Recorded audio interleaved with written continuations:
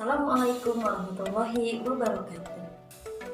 Teman-teman sekalian, kali ini saya akan memberikan video pembelajaran mata pelajaran sosiologi, yang mana kali ini saya akan membahas mata pelajaran kelas 11 pada KD pertama, yaitu mengenai kelompok sosial.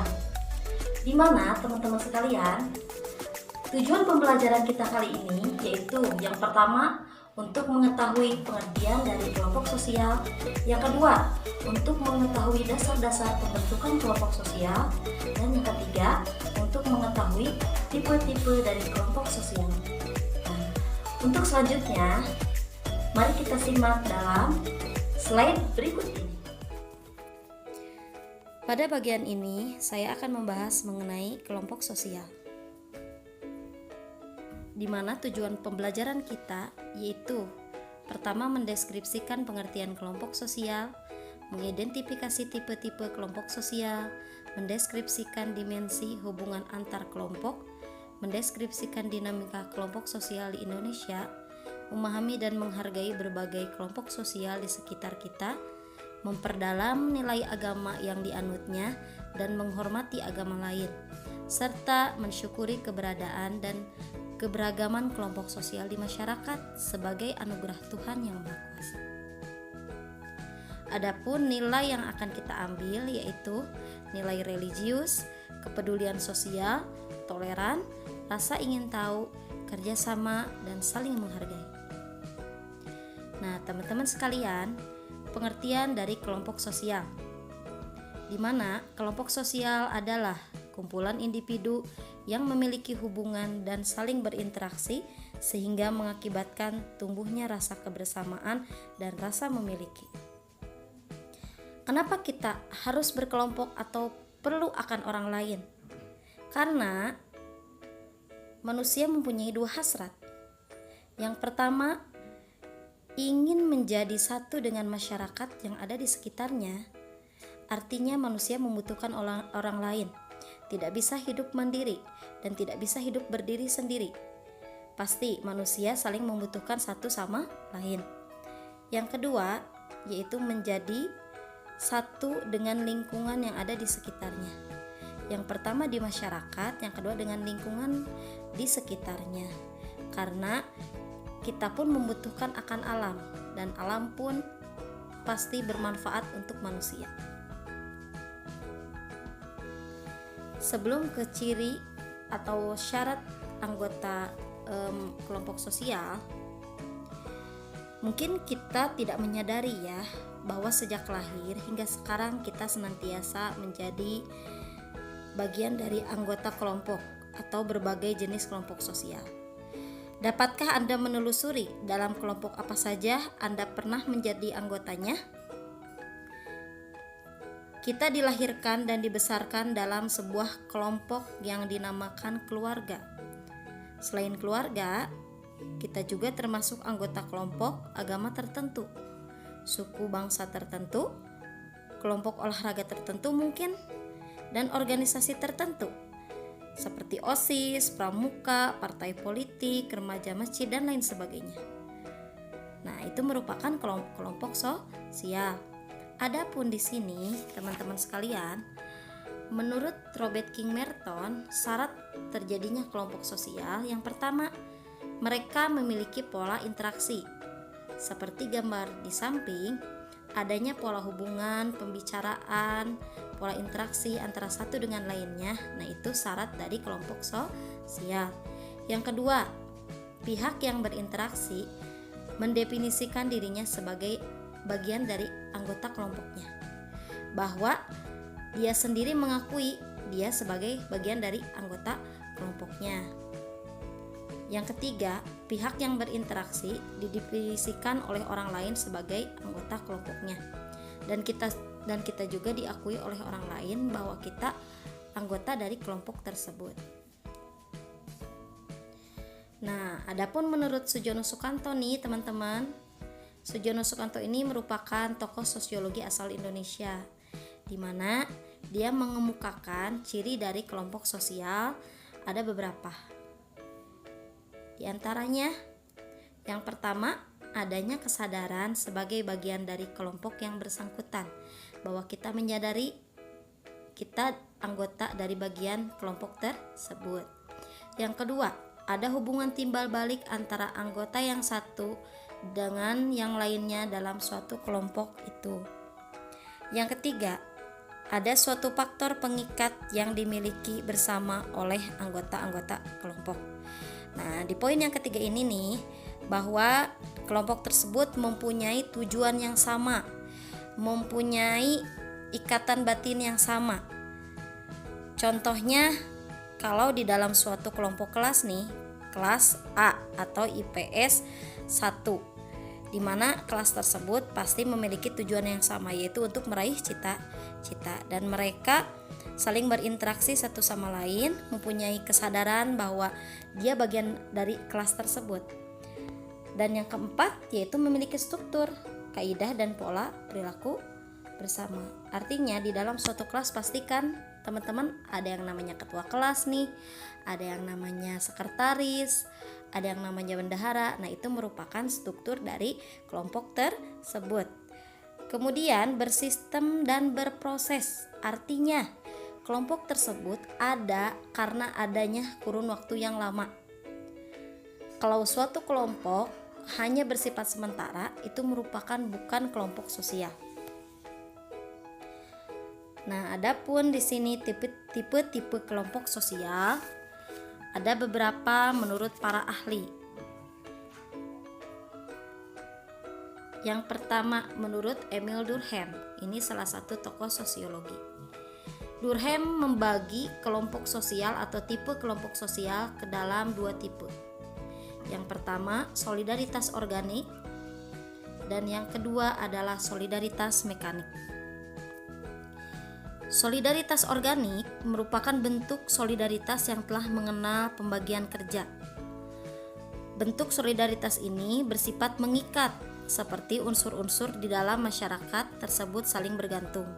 Karena adanya saling ketergantungan ini, ketiadaan salah satu unsur akan mengakibatkan gangguan pada kelangsungan hidup masyarakat.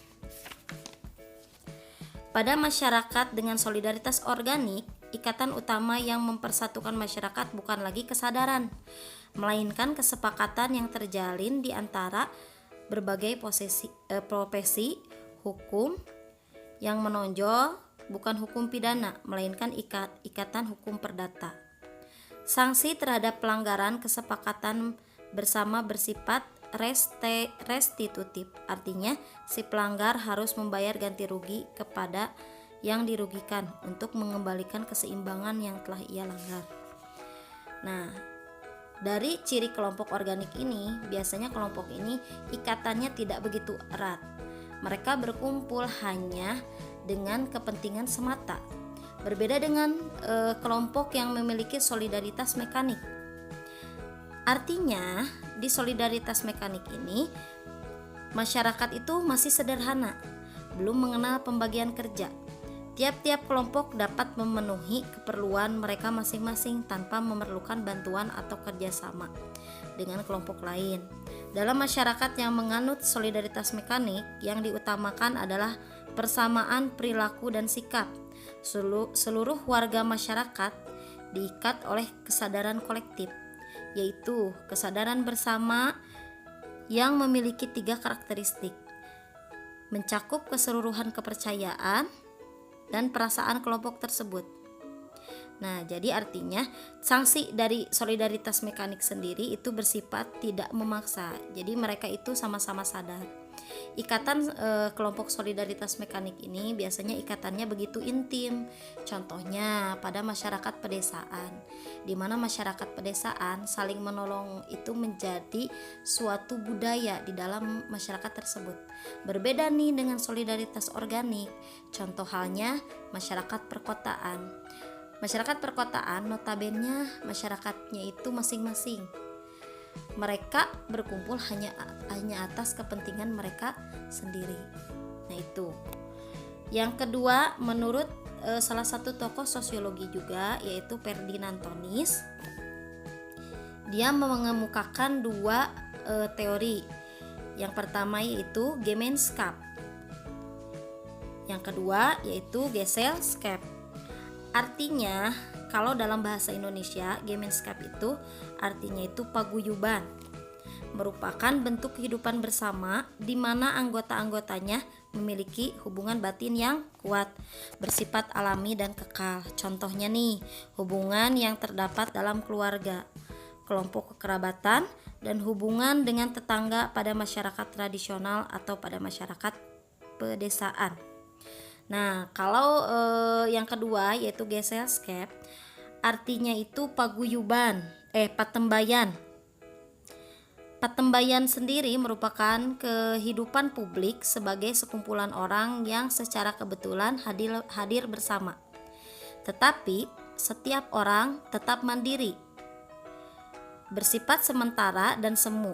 Di dalam Gemeinschaft, individu tetap bersatu meskipun tinggal secara terpisah. Sebaliknya, di dalam Gesellschaft, individu pada dasarnya terpisah, meskipun ada faktor pemersatu, strukturnya bersifat mekanis seperti mesin yang setiap komponennya memiliki fungsi atau kegunaan. Contoh lain dari Gesellschaft itu adalah hubungan dalam dunia industri atau bisa organisasi politik. Nah, itu Gesellschaft. Berarti dari teori Ferdinand Tönnies dan Durkheim ini memiliki kesamaan. Kalau Gemeinschaft ada kesamaannya dengan solidaritas mekanik. Adapun Gesellschaft itu ada persamaannya dengan solidaritas organik. Yang ketiga, menurut Coley. Nah, Coley sendiri membagi tipe kelompok ke dalam dua, yaitu kelompok primer dan kelompok sekunder. Adapun kelompok primer, teman-teman, kelompok primer ini hubungannya itu sangat intim, ditandai dengan pergaulan, kerjasama, dan tatap muka yang sering. Nah, ruang lingkup kelompok primer sendiri yaitu keluarga, teman bermain masa kecil, rukun tetangga, dan lain sebagainya. Adapun di sini kelompok sekunder yaitu memiliki hubungannya tidak begitu pribadi atau tidak begitu intim dan berciri kelembagaan seperti koperasi dan partai politik. Berarti pada teori Coley yang sekunder ini ada persamaan dengan, kalau di Durkheim nih, ada persamaan dengan solidaritas yang sekunder, solidaritas organik. Adapun dari teori Tönnies ini ada persamaannya dengan Gesellschaft, yaitu sama-sama hubungannya tidak intim. Kemudian yang terakhir yaitu menurut William Graham Sumner, ini juga tokoh sosiologi, dibagi tipe kelompok itu dibagi menjadi dua, yaitu ada in group dan ada out group. Nah, menurut William sendiri, apa yang dimaksud dengan in group? Yaitu in group itu menandakan pada masyarakat primitif, artinya kelompok dalam. Nah, contohnya masyarakat primitif. Adapun out group yaitu kelompok luar di dalam kelompok tersebut atau di luar lingkungan masyarakat primitif. Atau dikatakanlah kalau lebih ke contohnya dalam suatu kelas nih, anggota dari kelas tersebut itu dikatakan in group karena bagian dari dalam anggota kelas tersebut atau anggota kelompok tersebut. Tetapi ada nih kakak kelas yang berkunjung ke kelas tersebut. Nah, itu merupakan out group atau kelompok di luar kelompok itu sendiri. Nah, bisa kalian dimengerti? Yang ketiga yaitu tipe-tipe kelompok sosial.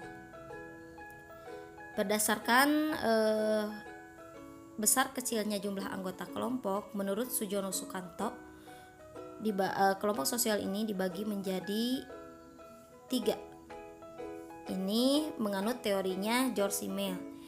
Yang pertama monad, yaitu 1 orang. Yang kedua dyad, 2 orang, dan triad, 3 orang. Di mana 1 orang ini mereka melakukan interaksi dengan 2 orang. Nah, ini menjadi suatu kelompok. atau 2 orang tersebut melakukan interaksi dengan 3 orang, ini juga merupakan kelompok sosial. Kemudian berdasarkan derajat interaksi sosial. Nah, berdasarkan derajat interaksi sosial yang mana tadi komunitas diad, triad, dan monad melakukan interaksi, mereka merupakan kelompok sosial. Yang kedua, tipe-tipe kelompok sosial menurut Sujono Sukanto itu dibagi menjadi 4. Yang pertama, berdasarkan besar kecilnya jumlah anggota. Yang kedua, berdasarkan derajat interaksi sosial. Adapun kelompok sosial itu kalau tidak melakukan interaksi berarti bukan kelompok sosial. Yang ketiga, kelompok sosial bisa didasarkan atas kepentingan wilayah. Contohnya, suatu wilayah nih, kelompok wilayah kampung Cihuni atau kelompok wilayah kampung Pasir Tirik. Nah, kelompok wilayah tersebut biasanya anggota kelompok dari wilayah tersebut memiliki ikatan batin yang kuat. Atau terakhir yaitu berdasarkan derajat organisasi. Kemudian kelompok sosial juga dibagi menjadi 2 bagian. Yang pertama, kelompok yang teratur dan kelompok yang tidak teratur. Sesuai dengan yang saya jelaskan tadi, menurut tokoh-tokoh sosiologi itu merupakan kelompok yang teratur. Adapun kelompok yang tidak teratur ini merupakan kelompok kerumunan, di mana kerumunan terjadi apabila sejumlah anggota berada di suatu tempat karena sesuatu yang menarik perhatian bersama. Contoh kerumunan adalah antrian karcis di bioskop. Kerumunan bukanlah suatu kelompok yang terorganisasi. Interaksi di dalamnya bersifat spontan dan tidak terduga. Nah, yang kedua juga publik. Publik juga merupakan kumpulan manusia yang memiliki perhatian pada hal yang sama. Namun, publik tidak berkumpul pada suatu tempat. Interaksi pada publik bersifat tidak langsung, yakni melalui saluran komunikasi, surat kabar, radio, TV, dan film. Contoh publik dan seluruh pemirsa televisi yang menyaksikan kampanye presiden melalui televisi. Jadi teman-teman, kelompok sosial dan kerumunan itu berbeda ya. Nah, kalau kerumunan sendiri, mereka itu biasanya berkumpul hanya pada waktu-waktu tertentu, tidak lama. Tetapi kelompok sosial mereka melakukan interaksi di suatu wilayah dan berkumpul pada waktu yang lama, memiliki struktur organisasi atau terorganisir, berbeda dengan kerumunan. Contoh lain seperti beberapa orang yang sedang menunggu bis. Nah, itu namanya bukan kelompok sosial tetapi kerumunan. Mereka menunggu dan melakukan kegiatan masing-masing tanpa adanya interaksi. Adapun interaksi, mereka melakukan interaksi hanya secara spontan, tidak secara berkelanjutan dan tidak bersifat saling keterkaitan satu sama lain. Nah, sekian penjelasan dari saya. Mohon maaf bila ada salah kata atau penjelasannya kurang. Nanti di part 2 akan dijelaskan lagi kelompok sosial pada poin karakteristik khusus atau partikularisme dan eksklusivisme kelompok. Nah, teman-teman sekalian, bagaimana? Kalian sudah mengerti dengan materi yang sudah saya bahas? Untuk lebih jelasnya, silahkan kalian analisis lingkungan sekitar dan bedakan mana yang dimaksud dengan kelompok dan mana yang dimaksud dengan kerumunan. Mudah-mudahan materi dari saya bisa bermanfaat untuk kalian semua. Pesan terakhir dari saya, tetap semangat dalam belajar, meraih cita-cita, menggali ilmu. Akhirul kalam, assalamualaikum warahmatullahi wabarakatuh.